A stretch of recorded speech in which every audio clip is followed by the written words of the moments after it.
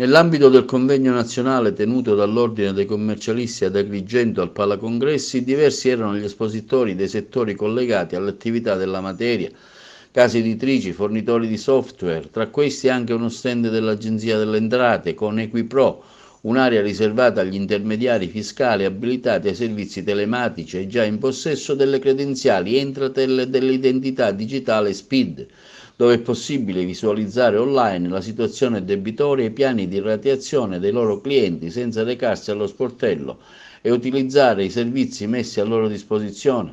I rappresentanti dell'Agenzia delle Entrate EquiPro per l'occasione hanno avuto così la possibilità di confrontarsi con loro e rispondere ai loro quesiti. Qui al Palacongressi anche l'Agenzia delle Entrate settore riscossione, ecco, come mai questa presenza vostra qui?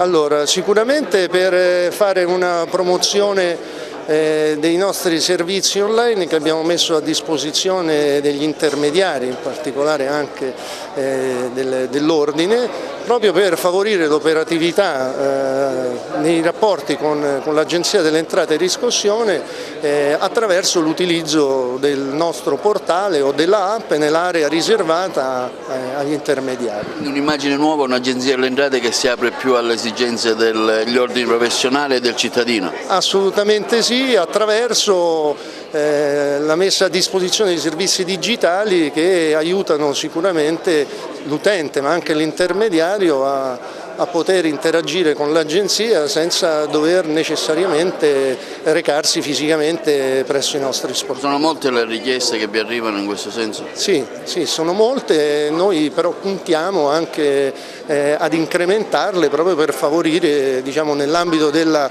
trasformazione digitale che è in corso nell'ambito della pubblica amministrazione, di riuscire anche noi a dare il nostro piccolo contributo. Ecco, prima ci volevano anni affinché arrivava un accertamento, una nota di rettifica, ora diciamo nel giro di 60-90 giorni immediatamente il contribuente o il commercialista si vede recapitare eventuali differenze che deve pagare? Allora noi ci occupiamo della parte riscossione, però è evidente che questi servizi che noi mettiamo a disposizione sono nella logica sicuramente della semplificazione ma anche del miglioramento nella qualità dei servizi. Come un fisco più amico?